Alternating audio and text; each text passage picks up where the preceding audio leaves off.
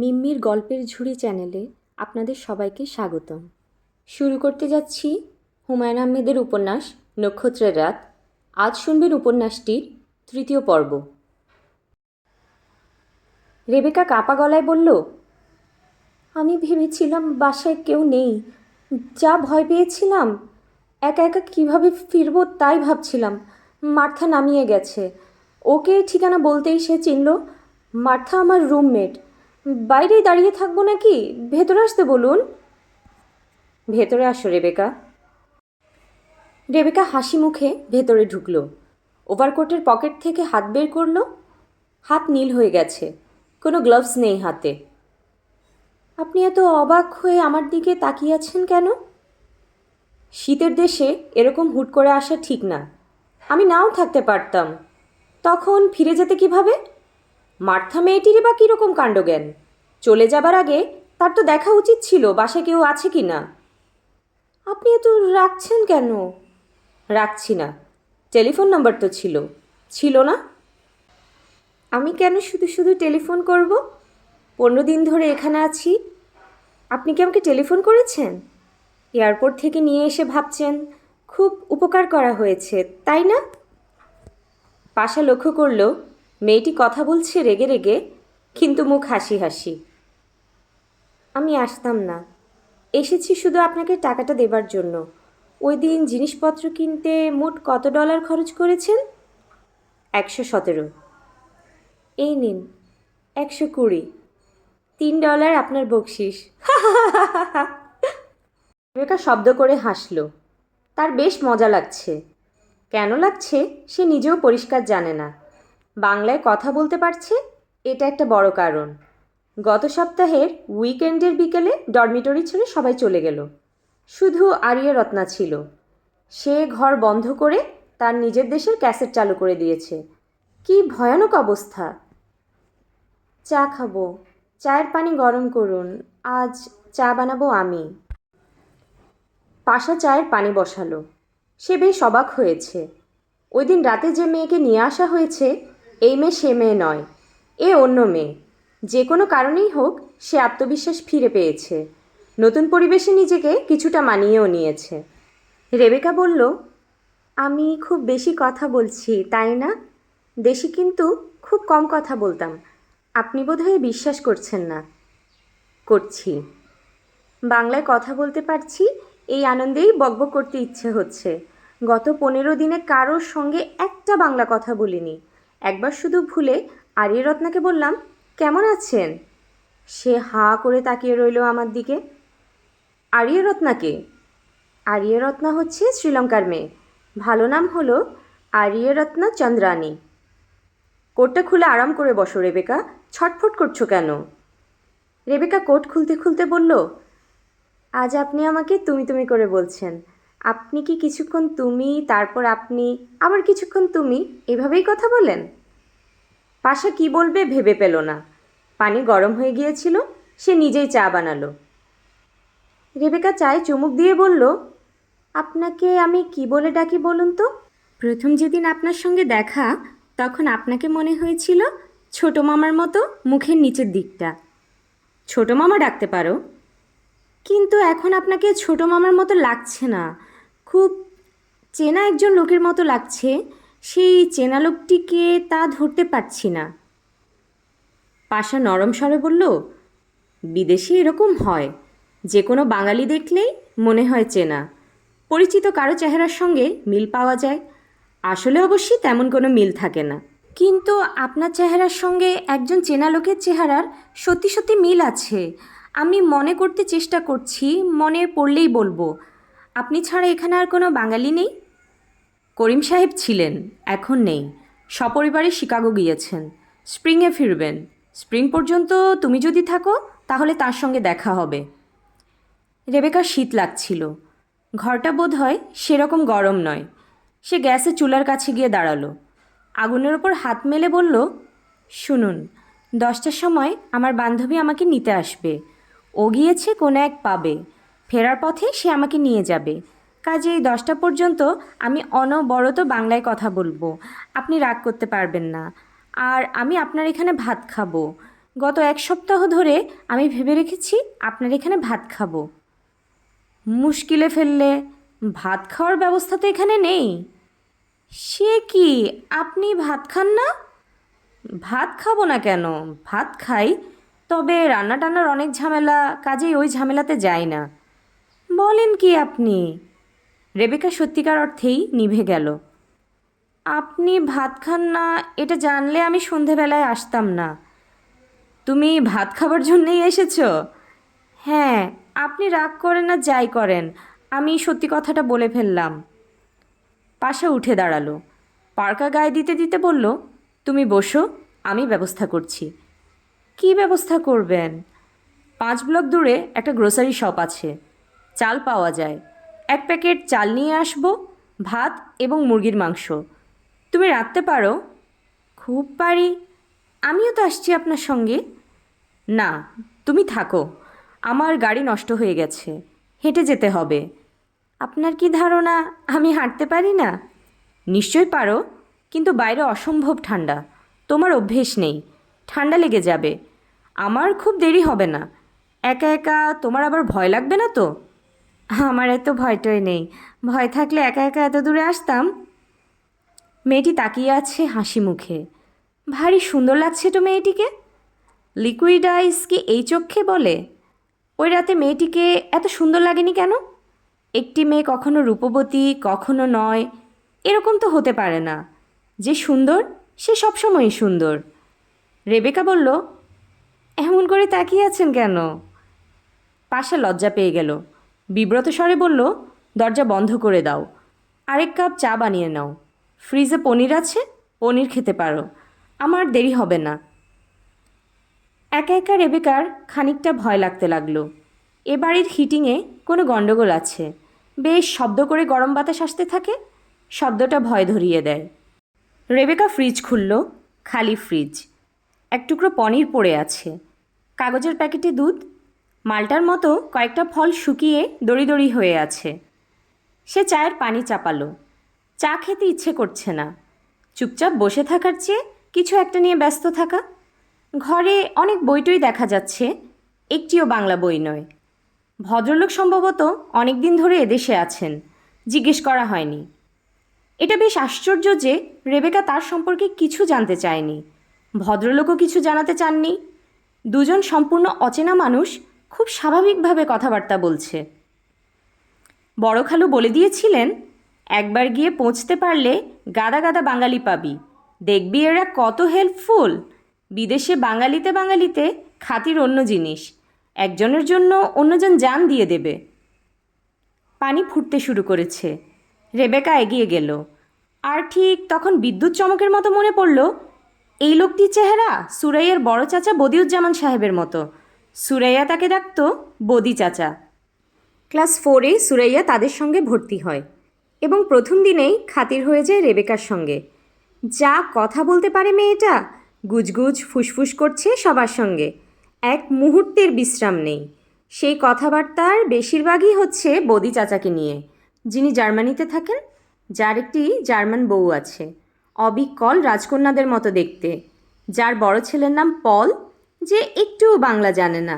একবার দেশে এসে তেলাপোকা উঠতে দেখে ভয়ে অজ্ঞান হয়ে গিয়েছিল। বদি চাচার গল্পের কোনো শেষ নেই। সেই বদি চাচা একবার দেশে বেড়াতে এলেন। রেবেকা বন্ধুর বাড়িতে তাকে দেখতে গেল। ভদ্রলোক সুরাইয়ার দিকে তাকিয়ে বললেন, তোর বন্ধু?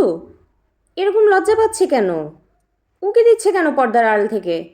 এই মেয়ে, ভেতরে আসো। রেবেকা ভেতরে এসে দাঁড়ালো। ভদ্রলোক বললেন, আরে, এ তো বড় সুন্দর মেয়ে। শ্যামলা রঙের মধ্যে এত সুন্দর কোনো মেয়ে আমি তো জীবনে দেখিনি। কি নাম তোমার খুকি? রেবেকা। বাহ, নামও তো খুব সুন্দর। এসো আমার কাছে এসে বসো, এত লজ্জা কেন তোমার খুকি? ভদ্রলোক একটা কালো ব্যাগ খুলে লাল রঙের একটা কলম বের করলেন। কলমের ভেতর ব্যাটারি লাগানো, সুইচ টিপলেই আলো বের হয়। সে আলোয় অন্ধকারে লেখা যায়। এই কলমটা নাও রেবেকা। আরে বোকা মেয়ে, এত লজ্জা কিসের? নাও নাও। আর শোনো, তুমি কাল একবার আসবে, তোমার ছবি তুলব। আসবে কিন্তু। রেবেকা গিয়েছিল, ভদ্রলোক ছিলেন না। পরে সে আরও অনেকবার গিয়েছে, কোনোবারই তার সঙ্গে দেখা হয়নি। তিনি মাত্র 1 সপ্তাহের জন্য বাংলাদেশে এসেছিলেন। দারুণ ব্যস্ততার মধ্যে তার সময় কাটছিল। সুরাইয়ার কাছে যেদিন সে শুনল বদি চাচা চলে গেছেন, এমন মন খারাপ হলো তার। বেশ মনে আছে, সে টিফিন পিরিয়ডে খানিকক্ষণ কেঁদেছিল। পাশা চৌধুরীর সঙ্গে সুরাইয়ার চাচার চেহারায় কোথায় যেন একটা মিল আছে। মিলটি কোথায় রেবেকা ধরতে পারল না। তার কেমন জানি অস্বস্তি লাগতে লাগলো, যেন মিল থাকাটা ঠিক নয়। রিনরিন শব্দে কলিং বেল বাজছে। দুটি ব্রাউন পেপার ব্যাগ হাতে পাশা দাঁড়িয়ে আছে। তার সারা গায়ে বরফ, খুব বরফ পড়ছে বাইরে। আমার রান্না কেমন তা তো বলছেন না, শুধু খেয়েই যাচ্ছেন। খুব ভালো রান্না, চমৎকার রান্না। কাঁচামরিচ পেলে আরও ভালো হতো। কাঁচামরিচ পাওয়া যায় না এদেশে, তাই না? পাওয়া যায়, মেক্সিকো থেকে আসে। আমার কিনতে মনে ছিল না, পরের বার কিনব। হাত ধুতে ধুতে রেবেকা নিচু স্বরে বলল, আপনি যখন ছিলেন না তখন আমি একটা অন্যায় করেছি। ভেবেছিলাম আপনাকে বলবো না, কিন্তু না বললে আমার খারাপ লাগবে। পাশা অবাক হয়ে বলল, কি অন্যায়? রাগ করার মতো অন্যায় করার এখানে কোনো সুযোগ তোমার নেই। ব্যাপারটা কি বলো? রেবেকা চোখ মুখ লাল করে বলল, দেশ থেকে আপনার যে চিঠিগুলো এসেছে সেগুলো পড়ে ফেলেছি। পাশা শব্দ করে হাসল। হাসছেন কেন? হাসি আসছে তাই হাসছি। তুমি বেশ মজার মেয়ে তো রেবেকা। মজার কি দেখলেন আপনি? পাশা সিগারেট ধরাতে ধরাতে বলল, চিঠিগুলো পড়তে কেমন লাগলো? আপনার ভাইয়ের চিঠিটা খুব মজার। গত 15 বছর ধরে এরকম চিঠি পাচ্ছি। একই ভাষা, একই বক্তব্য। তবে এবার ভাষা বা বক্তব্য দুটোই বদলাবে। কেন? টাকা পাঠানো হয়নি। পাঠাননি কেন? আমার একটা দুঃসময় যাচ্ছে। কি দুঃসময়? আমি কোনো চাকরি বাকরি করি না। ভিডিও গেমে সফটওয়্যার তৈরি করে বিক্রি করি। বেশ কিছুদিন ধরে কিছু বিক্রি করতে পারছি না। রেবেকা বিস্মিত হয়ে বলল, আপনি কি করেন আমি বুঝতে পারলাম না। অন্য একদিন বুঝিয়ে বলবো। আজকে বোঝাতে আপনার অসুবিধাটা কি? না, কোনো অসুবিধা নেই। আপনার ধারণা আমি খুব বোকা মেয়ে? না, সেরকম ধারণা কেন হবে? জানেন, আমি সবকটি পরীক্ষায় সবার চেয়ে বেশি নাম্বার পাচ্ছি। তাই নাকি? হ্যাঁ, প্রফেসর ওয়ার্ডিংটন বলেছেন আমার মতে ইন্টেলিজেন্ট মেয়ে তিনি খুব কম দেখেছেন। কি, আমার কথা বিশ্বাস হলো না? বিশ্বাস হবে না কেন? তাহলে আপনি এমন মুখ টিপে হাসছেন কেন? আর হাসবো না। বাইরে গাড়ির হর্ন দিচ্ছে। মার্থা এসে গেছে। রেবেকা কোট গায়ে দিতে দিতে বলল, আসছে উইকেন্ডে আপনি নিজে গিয়ে যদি আমাকে না আনেন তাহলে কিন্তু আমি আসবো না। আমি নিজে গিয়েই আনবো। 4টার সময় আমাদের ক্লাস শেষ হয়। আপনি অবশ্যই 5টার মধ্যে চলে আসবেন। আসবো, 5টার মধ্যেই আসবো। আর অনেকক্ষণ বকবক করলাম, কিছু মনে করবেন না। ঠিক আছে, মনে করব না। পাশা তাকে গাড়ি পর্যন্ত এগিয়ে দিতে গেল। গুড়ি গুড়ি তুষার পড়ছে।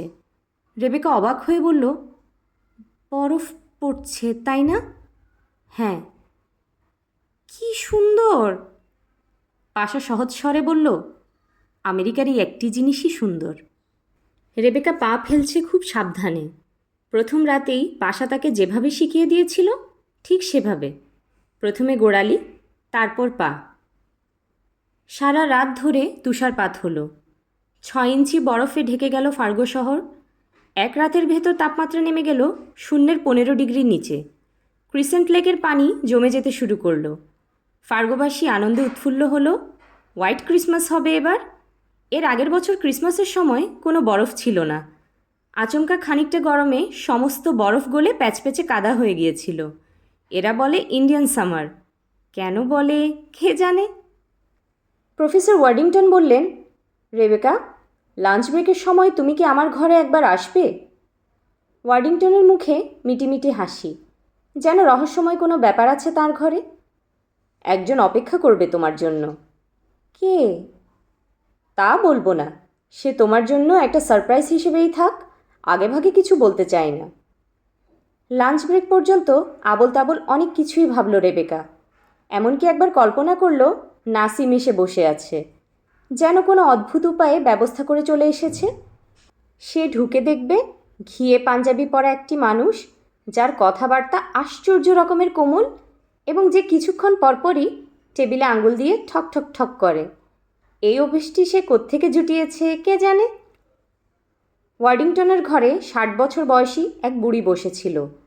তার গায়ে দারুণ চকমকে পোশাক, ঠোঁটে কড়া মেরুন রঙের লিপস্টিক। সে বিরক্ত মুখে ক্রমাগত সিগারেট টানছে। ওয়ার্ডিংটন বললেন, পরিচয় করিয়ে দিই, এ হচ্ছে লুসি, আমার স্ত্রী। এর কথাই তোমাকে বলেছিলাম। আর এই মেয়েটি রেবেকা, বাংলাদেশ থেকে এসেছে। লুসি চোখ নাচালো। ওয়ার্ডিংটন বললেন, এই মেয়ের হাতের ডিজাইনের কথাই বলছিলাম। বিয়ের সময় এরা হাতে এই ডিজাইন করে। রেবেকা, হাত মেলে ধরো। রেবেকা হাত মেলে ধরল। লুসি তীক্ষ্ণ চোখে তাকিয়ে রইল খানিকক্ষণ। তার মধ্যে তেমন কোনো উৎসাহ দেখা গেল না। লুসি, তুমি ছবি তুলবে বলেছিলে, ছবি তোলো। লুসি নিতান্ত অনিচ্ছাতেই ছবি তুলতে গেল, যেন তার নিজের কোনো ইচ্ছা নেই। নেহায়েতই স্বামীকে খুশি করা। রেবেকার মন খারাপ হয়ে গেল। একজন বুড়ি মুখ বেজার করে তার ছবি তুলছে, দৃশ্যটি সুখের নয়। বুঝলে লুসি, এরা বিশ্বাস করে এই ডিজাইন যত বেশি দিন থাকে এরা বিবাহিত জীবনে ততই সুখী হয়। তাই নাকি? হ্যাঁ, এই মেয়েটির হাতে অনেক দিন ধরে আছে। এ খুব সুখী মেয়ে, তাই না রেবেকা? রেবেকা বলল, আমি কি এখন যেতে পারি স্যার? না, পারো না। চেয়ারটায় বসো, কথা আছে তোমার সঙ্গে। রেবেকা বসল। ওয়ার্ডিংটন হাসি মুখে বললেন, তুমি কি ইউনিভার্সিটিতে পিএইচডি প্রোগ্রামের ব্যাপারে উৎসাহী? রেবেকা অবাক হয়ে তাকিয়ে রইল। আমি তোমার কথা ফ্যাকাল্টিতে আলাপ করেছি। তুমি যদি উৎসাহী হও তাহলে তোমাকে গ্র্যাজুয়েট স্টুডেন্ট হিসেবে নেওয়া হবে। রেবেকা কী বলবে ভেবে পেল না। ইউনিভার্সিটির আর্থিক অবস্থা তেমন ভালো নয়, কিন্তু আমার নিজের কাছে একটি ফান্ড আছে, অ্যামাকো তেল কোম্পানির ফান্ড। সেখান থেকে তোমাকে আমি রিসার্চ স্টুডেন্ট হিসেবে গ্রান্ট দিতে প্রস্তুত আছি। তুমি ভেবে টেবে আমাকে বলবে। অবশ্যই খুব একটা সময়ও হাতে নেই। স্প্রিং কোয়ার্টারে এনরোলড হতে হলে কয়েকদিনের মধ্যেই তোমাকে অ্যাপ্লাই করতে হবে। রেবেকা বসে বসে ঘামতে লাগলো। বলে কি এই বুড়ো? সে করবে পিএইচডি, যার অনার্স এবং এমএসসি দুটোতেই সেকেন্ড ক্লাস, তাও শেষের দিকে। শোনো রেবেকা, আমার মনে হয় না তোমার সরকার বা তোমার অফিস এতে কোনো আপত্তি করবে। বিনে পয়সায় তারা একজনকে ট্রেন করতে পারছে, ঠিক না? জি স্যার, ঠিক। আমি যদি রেবেকা হতাম তাহলে খুব খুশি হয়েই রাজি হতাম। এটা আমার মতে বেশ ভালো একটা সুযোগ। স্যার, আমি রাজি। এখনই রাজি হবার দরকার নেই, তুমি ভেবে দেখো, সময় আছে। প্রফেসর ওয়ার্ডিংটন ড্রয়ার খুলে কিছু ফর্ম বের করলেন। তোমার জন্য ফর্ম আনিয়ে রেখেছি, মন স্থির করে এগুলো ফিল আপ করবে। তোমার সঙ্গে সার্টিফিকেটগুলো কি আছে? জি না স্যার, ওইসব তো আনিনি। সার্টিফিকেটগুলোর ফটোকপি নিশ্চয়ই আছে। তোমার কাছে না থাকলেও আমাদের কাছে আছে। শর্ট কোর্সে এনরোলড হওয়ার আগে তোমাকে এসব পাঠাতে হয়েছে, কাজেই সার্টিফিকেটের কপি জোগাড় করতে কোনো অসুবিধে নেই। রেবেকা চুপ করে রইল।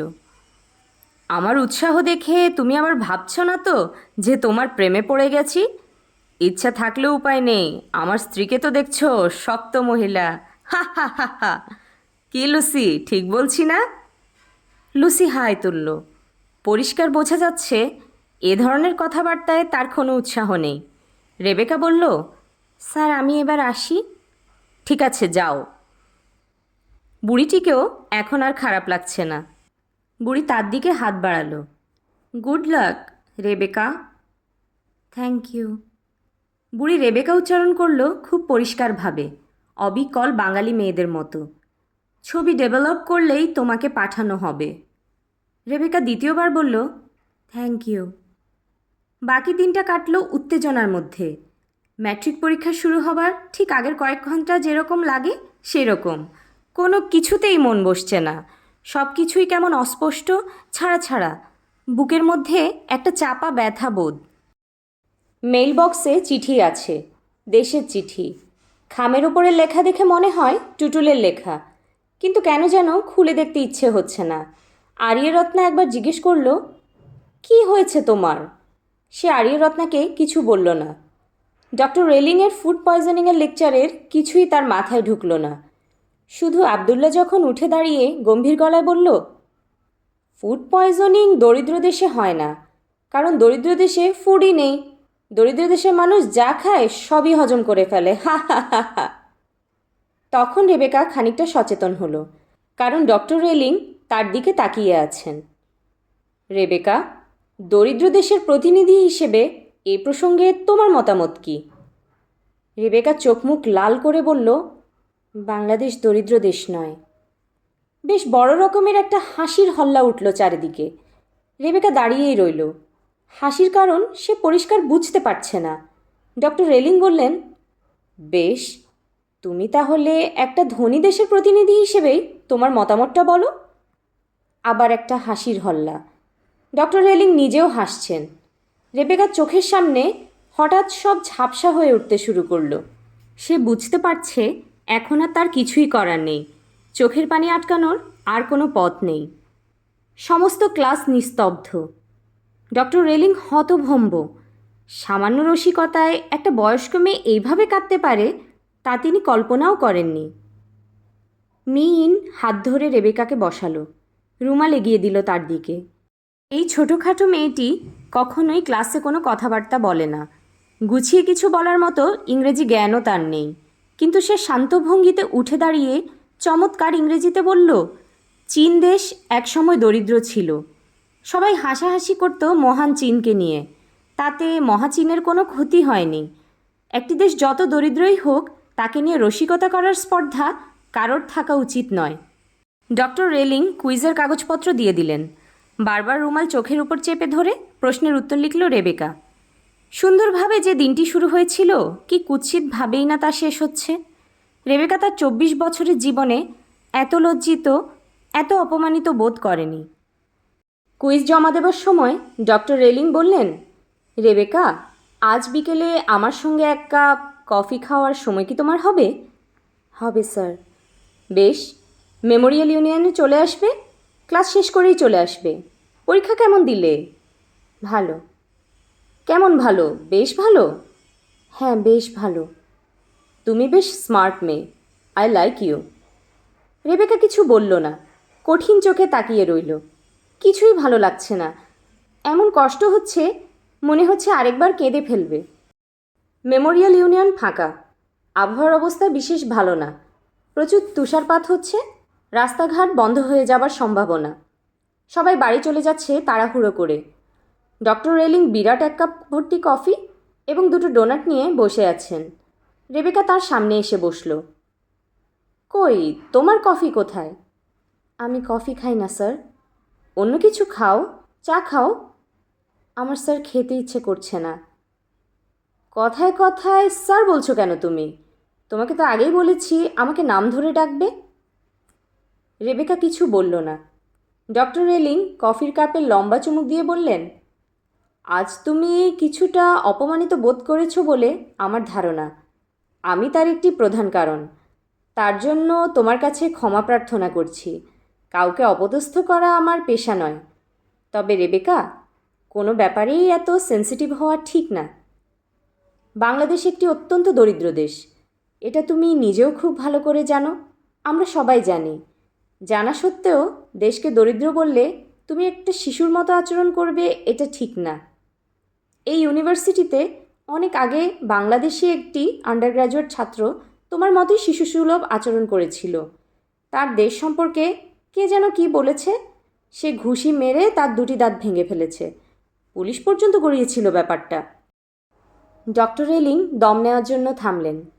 রেবেকা কি বলবে বুঝতে পারল না। ডক্টর রেলিং গম্ভীর গলায় বলতে লাগলেন, আমি স্বীকার করলাম তোমরা তোমাদের দেশকে দারুণ ভালোবাসো। অথচ আমি যতদূর জানি তোমাদের দেশে সামরিক শাসন চালু আছে। যে দেশের মানুষ তার দেশকে এত ভালোবাসে তারা কি করে সামরিক শাসন চুপচাপ মেনে নেয়? এবং আমি শুনেছি যে ব্যক্তিটি তোমাদের স্বাধীনতা যুদ্ধের মূল নায়ক, তাকে সপরিবারে মেরে ফেলা হয়েছে এবং কেউ একটি কথাও বলেনি। আমি যা বলছি তা কি সত্যি? হ্যাঁ, সত্যি। তোমাদের দেশের প্রতি যে ভালোবাসা, তা কেমন ভালোবাসা বলো তো রেবেকা? রেবেকা চুপ করে রইল। চলো, ওঠা যাক। আবহাওয়ার অবস্থা ভালো না। যে হারে বরফ পড়ছে তাতে মনে হয় আগামীকাল রাস্তাঘাট বন্ধ হয়ে যাবে। উইকেন্ড শুরু হবে একদিন আগে। তুষারপাতের দৃশ্যটি তোমার কাছে কেমন লাগে রেবেকা? অপূর্ব। তোমার দেশে এত সুন্দর দৃশ্য কি আছে? আমাদের দেশের বৃষ্টিও খুব সুন্দর। তবুও তোমার দেশই থাকবে শ্রেষ্ঠ। হা হা হা হা। রেবেকাও হাসতে থাকলো। তার মনের গ্লানি কেটে যেতে শুরু করেছে। কি অপূর্ব একটি দৃশ্য বাইরে! লক্ষ লক্ষ শিমুল গাছের তুলোবিচি হঠাৎ করে যেন ফেটে গেছে। শিশুদের দল রাস্তায় নেমে গেছে। বরফের বল বানিয়ে একজন অন্যজনের গায়ে ছুঁড়ে ছুঁড়ে মারছে। বল যার গায়ে লাগছে সে যথেষ্ট ব্যথা পাচ্ছে বলেই মনে হয়, কিন্তু কাঁদছে না। কিছুক্ষণ পরপর সবাই মিলে নরম বরফে গড়াগড়ি করছে। ডক্টর রেলিং বললেন, এ জাতীয় কোনো দৃশ্য কি আছে তোমাদের দেশে, এমন গড়াগড়ি করার দৃশ্য? রেবেকা হাসি মুখে বলল, উৎসব টুৎসব উপলক্ষে মাঝে মাঝে মাটিতে পানি ঢেলে কাদা তৈরি করা হয়, তারপর সবাই মিলে সেই কাদায় গড়াগড়ি করে। সেই দৃশ্যটি এত সুন্দর? না, এত সুন্দর না। যাক, তাহলে একটি দিকে আমরা জিতে রইলাম। ডক্টর রেলিং গলা ফাটিয়ে হাসতে লাগলেন। রেবেকাও হাসতে শুরু করলো। এখন তার চমৎকার লাগছে। রাত 9টার মধ্যে 1 ফুট বরফ পড়ল। আবহাওয়া দফতর বলল বাকি রাতে আরও 2 ফুটের মতো বরফ পড়তে পারে। তুষার ঝড়ের একটা আশঙ্কা দেখা যাচ্ছে। ঘন্টায় 50 থেকে 70 কিলোমিটার বেগে গাস্টি উইন্ড হওয়ার কথা। বিশেষ প্রয়োজন ছাড়া কাউকে বের না হওয়ার পরামর্শ দেওয়া হলো। রেবেকা সকাল সকাল শুয়ে পড়ল। টেবিল ল্যাম্প জ্বালিয়ে খাম খুলল। আশ্চর্যের ব্যাপার হচ্ছে, চিঠিটির কথা তার মনেই ছিল না। ঘুমোতে যাবার আগ মুহূর্তে মনে পড়েছে। চিঠি লিখেছে টুটুল। টুটুল এত গুছিয়ে লিখতে পারে তা রেবেকা কল্পনাও করেনি। ছোট আপা, কেমন আছো তুমি? সবাইকে বড় বড় চিঠি লিখেছ, কিন্তু আমার কাছে মাত্র 3 লাইনের নোট। আমি কি দোষ করলাম? আমি অনেক চিন্তা করে নিজের একটা দোষ খুঁজে পেয়েছি। এয়ারপোর্টে তোমাকে বিদায় দিতে এসে সবাই কাঁদছিল, শুধু আমি কাঁদিনি। এজন্যই কি আমাকে ছোট চিঠি? কিন্তু ছোট দুলাভাইও তো কাঁদেননি। তাকে তো তুমি ঠিকই লম্বা লম্বা চিঠি লিখছ। এর মধ্যে তাকে 3টি চিঠি লিখে ফেলেছ। তার মধ্যে একটি চিঠি ফরিদা আপা চুরি করে নিয়ে এসেছে এবং সবাই পড়েছে, এমনকি মাও পড়েছে। সেই চিঠি নিয়ে খুব হাসাহাসি হয়েছে। ছোট দুলাভাই ফরিদা আপার ওপর খুব রাগ করেছেন। যাই হোক, ছোট দুলাভাই প্রায়ই আমাদের বাসায় আসেন। সাধারণত রাতের বেলা খাবার সময়টায় আসেন। খাওয়া দাওয়ার পর গল্প করতে করতে 11টা বাজিয়ে ফেলেন। তখন আমরা আর তাকে যেতে দেই না। বুঝলে আপা, তাকে প্রথম দেখে যেরকম গম্ভীর মনে হয়েছিল তিনি সেরকম নন। খুব গল্পবাজ। ফরিদা আপা তার নাম দিয়েছে মিস্টার বকর বকর। এই নিয়ে মা ফরিদা আপাকে খুব বকা দিয়েছে। দেখো তো মায়ের কাণ্ড কারখানা। আমরা দুলাভাইয়ের সঙ্গে কি বলি না বলি, তার মধ্যেই তা থাকা চাই। গত পরশুদিন রাতে একটা মজার কাণ্ড হয়েছে। বড় দুলাভাই তার ব্যবসার কাজে ঢাকায় এসেছেন। খাওয়া দাওয়ার ব্যবস্থা হয়েছে। বাবা বিরাট এক কাতলা মাছ কিনলেন 275 টাকা দিয়ে। সেই মাছের মাথাটা কোন জামাইকে দেবেন তা নিয়ে মা খুব চিন্তিত। গোপনে মিটিং করেছেন ফরিদা আপার সঙ্গে। ঠিক করা হলো বড় দুলাভাইকেই দেয়া হবে। কিন্তু কি কাণ্ড! শেষ মুহূর্তে দেখা গেল সেটা দেয়া হয়েছে ছোট দুলাভাইকে। বড় আপা সঙ্গে সঙ্গে মুখ কালো করে ফেলল। ছোট দুলাভাই অবশ্যই মাছটা তুলে দিলেন বড় দুলাভাইকে এবং বললেন, আমি মাছের মাথা খাই না। কিন্তু আমার ধারণা তিনি ঠিকই খান। চিঠি পড়তে পড়তে বারবার চোখ ভিজে উঠছিল। নতুন পল্টন লাইনের সংসার চোখের সামনে ভেসে উঠছে। আহ, কি গভীর আনন্দ সেখানে! মার্থা বলল, এক চিঠি তুমি কবার করে পড়ো বলো তো রেবেকা? অনেকবার। এত সময় নষ্ট করো কেন তোমরা? আমাদের মতো করতে পারো না? এই দেখো না, আমার হাজব্যান্ড আমাকে কার্ড পাঠিয়েছে। মার্থা কার্ড এগিয়ে দিল।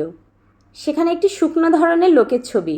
সে হাসপাতালের বেডে শুয়ে আছে, মুখে থার্মোমিটার। নিচে লেখা, প্রিয়তমা, তোমার বিরহে আমি অসুস্থ হয়ে পড়েছি। পাশেই এক বিশাল বক্ষা নার্স। ছবিটি এরকম যে বিরহটা নার্সের কারণেই বোঝায়। কীরকম ফানি কার্ড দেখলে? সে যা বলতে চাইছে বলা হলো, রসিকতাও করা হলো, সময় নষ্ট হলো না। আমাকেও চিঠি লিখতে বসতে হবে না। আমি একটা কার্ড কিনে পাঠাবো, সেখানেও ফানি কিছু লেখা থাকবে। কিন্তু সে লেখাগুলি তো অন্যের, তোমার নিজের কথা তো নয়। সেই সব কার্ডই কিনবে যার লেখাগুলো তোমার নিজের লেখা বলে মনে হয়, তাহলেই হলো। তাছাড়া যারা এসব কার্ড লিখছে তারা দারুণ বুদ্ধিমান লোক, মনের ভাবেরা অনেক গুছিয়ে বলতে পারে। তারা রাত 11টার দিকে ঘুমোতে গেল। বাইরে ঝড়ের মাতামাতি। অনেকক্ষণ ঘুম এলো না রেবেকার। তার বারবার ইচ্ছে করতে লাগলো ডক্টর ওয়ার্ডিংটনের এই খবরটি পাশা নামের মানুষকে জানাতে। এত রাতে টেলিফোন পেলে সে কি বিরক্ত হবে? বোধ হয় হবে না। কিছু কিছু মানুষকে দেখলেই মনে হয় এরা কখনোই কোনো কারণে বিরক্ত হয় না। নাসিমও সেরকম একজন মানুষ। মার্থাকে নিয়ে তার জন্য একটা মজার কার্ড কিনলে কেমন হয়?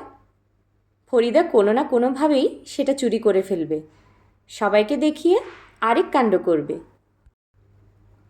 দেশ থেকে আসা কোনো চিঠি পাশে দুবার পড়ে না। দুবার পড়ার মতো কিছু কোনো চিঠিতে থাকে না। পত্রলেখকের নাম পড়ে বলে দেওয়া যায় কি লেখা আছে চিঠিতে। দেশের অবস্থা ভালো না। দেশে আসবার কথা চিন্তা করা মহা বোকামি। এখান থেকে কাউকে গ্রিন কার্ড দেওয়া যায় কি না দেখো। কিছু ডলার পাঠানো কি সম্ভব হবে? অত্যন্ত অসুবিধায় আছি।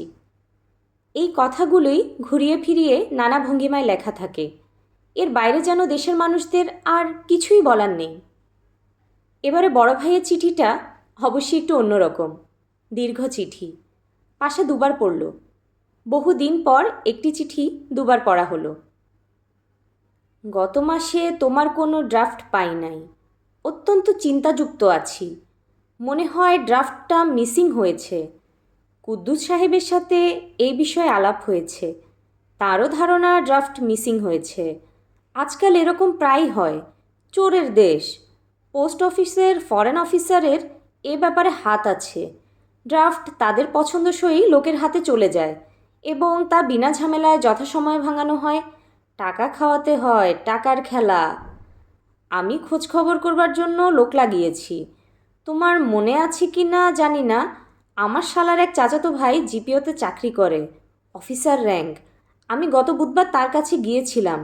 তিনি যথেষ্ট খাতির যত্ন করলেন এবং আমাকে বললেন ব্যাপারটা সপ্তাহখানিকের মধ্যে দেখবেন। তবে তিনি বিশেষ করে বলে দিয়েছেন ড্রাফটের রেজিস্ট্রেশন নাম্বার ইত্যাদি পাঠানোর জন্য। কাজেই তুমি আমার এই চিঠি পাওয়া মাত্র অতি অবশ্যই ড্রাফটের রেজিস্ট্রেশন নাম্বার পাঠাবে। সবচেয়ে ভালো হয় যদি রসিদের একটা ফটোকপি পাঠাতে পারো। কিছুমাত্র বিলম্ব করিবে না। আমি অত্যন্ত চিন্তাযুক্ত আছি। ভালো কথা। তুমি মিতার নামে যে $100 পাঠিয়েছ তা সে পেয়েছে। এতগুলি টাকা ওদেরকে পাঠানোর কি কারণ বুঝলাম না। বিয়ের পর আমি 350 টাকা দিয়ে একটা মেরুন কালারের জামদানি শাড়ি দিয়েছি। আমার দেয়া মানি তোমার দেয়া। কাজেই ওইখানে আলাদা করে এতগুলি টাকা পাঠানোর কোনো কারণ দেখি না। যদি মনে করো এইভাবে দরিদ্র আত্মীয় স্বজনকে সাহায্য করবে তাহলে ভুল করবে। সেটা সম্ভব না। একজনকে কিছু দিলে সবাই ছেঁকে ধরবে। তুমি কতজনকে দেবে? সবচেয়ে বড় কথা, মিতা যে $100 পেয়েছে এই ঘটনাটা সে আমাকে জানায়নি। আমি অন্য লোকের মারফত খবর পেলাম। এখন তুমিই বলো, আমাকে না জানানোর কারণ কি? আমি কি টাকাটা নিয়ে নিতাম? এই হচ্ছে এদের মানসিকতা। ছি ছি। তোমার বিবাহের ব্যাপারে এক জায়গায় আলাপের কথা ভাবছি। মেয়ের বাবা রিটায়ার্ড এসপি। ঢাকা শহরে নিজের 3 তলা বাড়ি আছে। ভদ্রলোকের 2 মেয়ে, কোনো ছেলে নেই। বাবার সম্পত্তির মেয়েরাই ওয়ারিশান। মেয়ে দেখতে খারাপ না, লম্বা চুল। এই বিষয়ে তোমার মতামত জানাবে। সবচেয়ে বড় কথা, ড্রাফটির ব্যাপারে যত তাড়াতাড়ি সম্ভব খোঁজ নিবে। আমরা একমত আছি। পাশা লক্ষ্য করল এই প্রথম বড় ভাইয়ের চিঠি থেকে তোমার ভাবির শরীর ভালো যাচ্ছে না এই লাইনটি বাদ গেছে। সে বড় ভাইয়ের বর্তমান অবস্থাটি কল্পনা করতে পারে। চিন্তিত মুখে রোজ একবার পোস্ট অফিসে গিয়ে খোঁজ নিচ্ছেন। কুদ্দুস সাহেবের কাছে যাচ্ছেন ডলারের দর জানবার জন্য। বাড়িতে আসছেন মেজাজ খারাপ করে। একটি ড্রাফট যথাসময়ে না আসায় গোটা পরিবার শঙ্কিত হয়ে অপেক্ষা করছে। যখন এরা সত্যি সত্যি জানবে ড্রাফট মিসিং হয়নি, তখন কি হবে? বাংলাদেশের আরও কিছু পরিবারের মতন তাদের এই পরিবারের আশা আকাঙ্ক্ষা একটা নির্দিষ্ট তারিখে আসা ড্রাফটের চারপাশে ঘুরপাক খাচ্ছে। এই পরিবারের কর্তা ড্রাফট ভাঙানোর কলাকৌশল ছাড়া অন্য কিছুই তেমন জানেন না। একজন দুর্বল পিতার ঔরসে সবল পুত্রকন্যারা জন্মাতে পারে না। পাশা চৌধুরীর বাবা নিজাম চৌধুরী একজন দুর্বল মানুষ ছিলেন। ফুড কন্ট্রোল ডিপার্টমেন্টের হেড ক্লার্ক নিজাম চৌধুরীর জীবনের একমাত্র সাফল্য ছিল পরিচিত এক অসুস্থ ব্যবসায়ীর হয়ে বদলি হজ করা। নিজাম চৌধুরী এই ব্যাপারটি ঠিক কিভাবে ম্যানেজ করেছিলেন সেটা পরিষ্কার নয়, কিন্তু এই সাফল্যে তিনি অভিভূত হয়ে গেলেন। জীবনের বাকি কটা দিন তার কাটল হজের গল্প করে। আরে ভাই সাব, কি দেশ, কি খাওয়া খাদ্য, কি ফলফলারি, সব কিছু বেসুমার। আর পানির কথা কি বলবো ভাই সাব, কি পানি! ভরপেটে এক ঢোক পানি খান, সব হজম, সঙ্গে সঙ্গে খিদে লাগে। আল্লাহ পাকের খাস রহমত আছে পানির উপর। হজরে আসোয়াতে যখন চুমু দিলাম, বুঝলেন ভাই সাব, শরীরের ভেতর দিয়ে একটা ইলেকট্রিসিটি চলে গেল, হাই ভোল্টের ইলেকট্রিসিটি। এই দেখেন গায়ের লোম খাড়া হয়ে গেছে, হাত দিয়ে দেখেন। চুমু দিয়ে চোখের পানি এসে গেল। আহ, কি রহমত! আল্লাহ পাকের কি নিয়ামত! ফাবিয়ায়ে আলা রাব্বিকুমা তুকাজ্জিবান। কাবা শরীফের গল্প করে বাকি জীবনটা পার করে দিতে পারলে ভালোই হতো, কিন্তু নিজাম সাহেব একটা ঘুষের মামলায় পড়ে গেলেন। জেল জরিমানা হয়ে যেত। হজরে আসোয়াতে চুমু খাওয়ার পুণ্যেই হয়তো শুধু চাকরিটা গেল। জিপি ফান্ডের টাকা, পেনশনের টাকা এসব বের করবার জন্য প্রচুর পরিশ্রম করতে লাগলেন। পাশার বড় ভাই সে কষ্টে জোগাড় করা টাকায় নানান অদ্ভুত রকম ব্যবসা ফাঁদতে লাগলেন। তার ভাবভঙ্গি দেখে মনে হওয়া স্বাভাবিক বাবার চাকরি চলে যাওয়াতে শাপে বর হয়েছে। ব্যবসা করে সংসারের অবস্থা পাল্টে ফেলার সুযোগ পাওয়া গেছে। নিজাম চৌধুরীও জ্যেষ্ঠ পুত্রের ধারণা সমর্থন করতেন। কথায় কথায় বলতেন, ব্যবসার মতো জিনিস আছে নাকি? রসুলে করিম নিজে ব্যবসা করতেন। রুজি রোজগারের ৮০ ভাগই হচ্ছে ব্যবসাতে। দেখ না এখন সংসারের কি অবস্থা হয়। সংসারের অবস্থা দেখার মতোই হলো। দুবেলা রুটি এবং ডালের ব্যবস্থা হয়। নিজাম সাহেব খেতে বসে দুবেলাই ছোটোখাটো একটা ভাষণ দেন। ডাল রুটির মতন পুষ্টি কোনোটাতে নাই, মারাত্মক পুষ্টি। প্রোটিন, কার্বোহাইড্রেট, ফ্যাট সব এর মধ্যে আছে। ভাতের মধ্যে পানি ছাড়া আর কি আছে? বাঙালি জাতির সর্বনাশ হয়েছে ভাত খেয়ে। নিজাম সাহেবের নিজে ৩ ছেলের ওপর বিশ্বাস ছিল অত্যন্ত প্রবল। তার ধারণা ছিল এরা একটা কিছু করে দাঁড়িয়ে যাবে। সেই ধারণা প্রায় ভেঙে পড়ার অবস্থা হলো মেজো ছেলেকে নিয়ে। সে বিএসসি পরীক্ষার ১ সপ্তাহ আগে হঠাৎ ঘোষণা করল পরীক্ষা দেবে না। কারণ বড় পীর সাহেব আব্দুল কাদের জিলানি তাকে স্বপ্ন দেখিয়েছেন পরীক্ষা টরীক্ষার ব্যাপারে মাথা না ঘামিয়ে আল্লাহর পথ বেছে নেওয়ার জন্য। সে স্বপ্নের বড় পীর সাহেবের কাছ থেকে দোয়া পেয়েছে, যা প্রতিদিন পড়তে হবে ৩০,০০০ বার। শুধু বৃহস্পতিবার রাতে পড়তে হবে ৭০,০০০ বার। এর মধ্যেও নানা রকম ফ্যাঁকড়া দেখা দিতে লাগলো। যেমন সে হঠাৎ মেয়েদের দিকে তাকানো বন্ধ করে দিল, কারণ মেয়েদের দিকে তাকালে পাপ হয়। কোনো মেয়ের গলা শোনা মাত্র সে দুহাতে চোখ ঢেকে ফেলত। এইসব ক্ষেত্রে যা হয়, একটি হতদরিদ্র পরিবারের সুন্দরী মেয়ের সঙ্গে নিজাম সাহেব ছেলের বিয়ে দিলেন।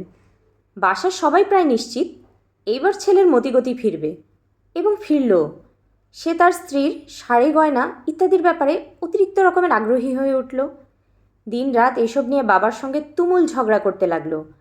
গলা ফাটিয়ে চিৎকার, এত লোক থাকতে মাজাদাকে দিয়ে সব কাজ করানো হয়, এর মানে কি? এর মানে কি আমি জানতে চাই। ২ বছরে তাদের ৩টি ছেলেপুলে হলো। প্রথমবার যমজ কন্যা। এবং এর পরপরই নিজাম সাহেবের মেজ ছেলে এক পৌষ মাসের প্রচণ্ড শীতে বড় ভাইয়ের সঙ্গে রাগ করে মসজিদে ঘুমোতে গেল। মসজিদের ঠান্ডা মেঝেতে শুয়ে এক রাতের মধ্যেই কালান্তক নিউমোনিয়া বাঁধিয়ে ফেলল।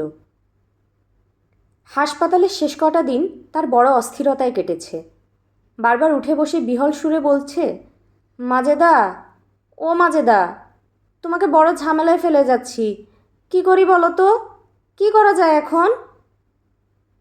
পাশা ছোট্ট একটা নিঃশ্বাস ফেলল। মেঝো ভাইয়ের ছেলে মেয়েদের কোনো খবর বড় ভাইয়ের চিঠিতে থাকে না। এটা কেমন আছে? কত বড় হয়েছে? মাজেদা ভাবিই বা কেমন আছেন? ড্রাফট না পাওয়ার দুশ্চিন্তা তাকে কি কোনো রকম কাবু করেছে? তিনিও কি তার 2 মেয়ে এবং 1 ছেলে নিয়ে শুকনো মুখে ঘুরঘুর করছেন? টেলিফোন বাজছে।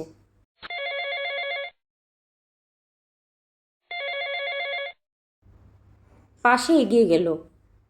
কে টেলিফোন করেছে? রেবেকা? সময়ে অসময়ে এই মেয়ে ফট করে একটা টেলিফোন করে বসে। তার রিনরিনে গলা শোনা যায়।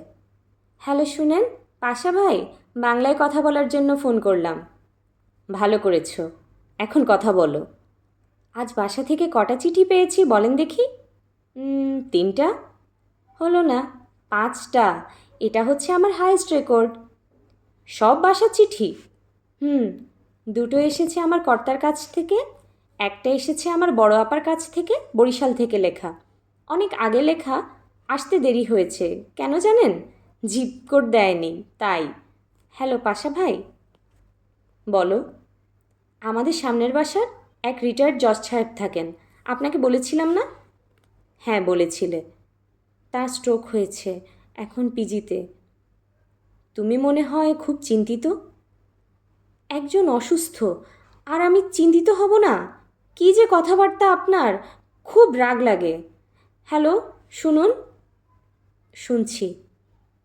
এই জজ সাহেবের একটি মেয়ে আছে, এত সুন্দর, মনে হয় তুলি দিয়ে আঁকা। তুমি আমাকে আগে বলেছ। দাঁড়ান, আপনাকে ছবি দেখাবো। ছবি দেখলে এই মেয়েকে বিয়ে করবার জন্য পাগল হয়ে যাবেন। সুন্দরী মেয়ে দেখলেই ছেলেরা বিয়ের জন্য পাগল হয়ে যায়, এটা ভাবা ঠিক না। পাশা ভাই, আমি এখন রেখে দিচ্ছি, পরে কথা বলবো। ঠিক আছে। ও ভালো কথা, আজ কয়েকটা ছবি এসেছে বাসা থেকে, সব ব্ল্যাক অ্যান্ড হোয়াইট। তোমার কর্তার ছবি আছে? সেই ছবি কি আঁচলে লুকিয়ে ঘুরঘুর করছো? হ্যাঁ করছি, রাখলাম টেলিফোন। আজকের টেলিফোন রেবেকার কাছ থেকে আসেনি। পাশার বেশ মন খারাপ হয়ে গেল। সে ধরেই নিয়েছিল টেলিফোন এসেছে রেবেকার কাছ থেকে। পাশা চৌধুরী? হ্যাঁ। আমি অ্যাপল গেমস থেকে বলছি, পিআরও। আমার নাম জন। হ্যালো জন। তোমার খেলাটি মনোনীত হয়েছে। পাশা নিজের কানকে বিশ্বাস করতে পারছে না। অ্যাপল গেমস থেকে যথাসময় টেলিফোন না আসায় সে ধরেই নিয়েছিল খেলাটি ওদের পছন্দ হয়নি। জন, তোমাকে অসংখ্য ধন্যবাদ। You are most welcome. তবে একটি ছোট সমস্যা আছে। কি সমস্যা? তোমার খেলাটি ডিপ্রেসিং, ক্রিসমাস স্পিরিটের সঙ্গে খাপ খায় না। ক্রিসমাসের খেলা হবে আনন্দের, কিন্তু তোমার খেলাটিতে আনন্দের কিছু নেই। একটি নিরানন্দ বিষয় নিয়ে তুমি কাজ করেছো।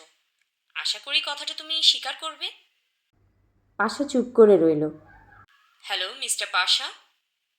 বলো, শুনছি। তুমি কি খেলার ফরম্যাট ঠিক রেখে এটাকে একটা আনন্দের খেলায় বদলে দিতে পারো না? তা কি করে সম্ভব? যেমন মনে করো, একটি ছেলে নির্দিষ্ট ডলার নিয়ে এক ছুটির দিনে ডেট করতে বের হয়েছে। এটা হচ্ছে আমাদের একটা সাজেশন। তুমি অন্যভাবেও এটা করতে পারো, পারো না? পাশা জবাব দিল না। তুমি এটা বদলে দিলে আমরা খেলাটা কিনব। রাজি থাকলে টেলিফোনেই রয়্যালটির ব্যাপারটি নিষ্পত্তি হতে পারে। মোট রয়্যালটির উপর কিছু বোনাসও দেওয়া হবে। ক্রিসমাস প্রোডাকশন, সেই কারণেই বোনাস। তুমি কি রাজি আছো? না, খেলাটা যেভাবে আছে আমি সেটাকে সেভাবেই রাখতে চাই। এই ব্যাপারে ইচ্ছা করলে তুমি একটা সেকেন্ড থট দিতে পারো। আমি এ নিয়ে আর ভাবতে চাই না। পাশা টেলিফোন নামিয়ে রাখল। তার সামনে খুব খারাপ একটা সময়। জমা টাকা দ্রুত শেষ হয়ে আসবে। তারপর? তারপর কি? তার কোনো গ্রিন কার্ড নেই। সে অসংখ্য ইল্লিগাল এলিয়েনদের একজন। কেউ তাকে কাজ দেবে না। দেশে ফিরে যাওয়া সম্ভব নয়। কি করবে সে দেশে গিয়ে? তার কোনো ডিগ্রি নেই। পড়াশোনা ছেড়ে দিতে হয়েছে, টাকার জোগাড় করা হয়নি। হাড় ভাঙ্গা পরিশ্রমের পয়সায় পড়ালেখা করা সবার হয়ে ওঠে না। তার হয়নি, ফরিদের হয়নি। অথচ তারা দুজনে কি আমেরিকার ছাত্রদের চমকে দেয়নি? বিশেষ করে ফরিদ। পরপর 4বার ডিনস লিস্টে তার নাম গেল। ডক্টর টলম্যানের আগ্রহে মেকানিক্যাল ইঞ্জিনিয়ারিং মেজর বদলে তারা চলে এলো কম্পিউটারে। কারণ টলম্যানের ভাষায় কম্পিউটার সায়েন্সে দরকার সবচেয়ে মেধাবী ছাত্রদের। জ্বর আসছে নাকি? পাশা কপালে হাত দিয়ে উত্তাপ পরীক্ষা করল। শরীর খারাপ লাগছে।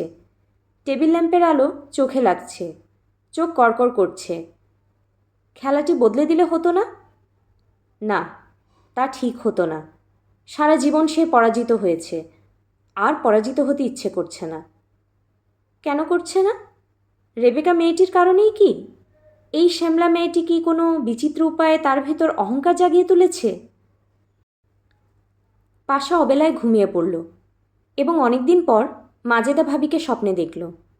ভাবি যেন খুব চিন্তিত ভঙ্গিতে বসে আছেন। তার গোলগাল মুখটি কেমন লম্বা হয়ে গেছে। তিনি খুব হাসছেন। শুনছিলেন হুমায়ুন আহমেদের উপন্যাস নক্ষত্রের রাত। আজ শেষ হলো উপন্যাসটির 3য় পর্ব। পরবর্তী পর্বগুলো শোনার জন্য কাইন্ডলি চ্যানেলটি সাবস্ক্রাইব করবেন এবং গল্প পাঠ ভালো লাগলে লাইক এবং শেয়ার দিয়ে পাশে থাকবেন। ধন্যবাদ।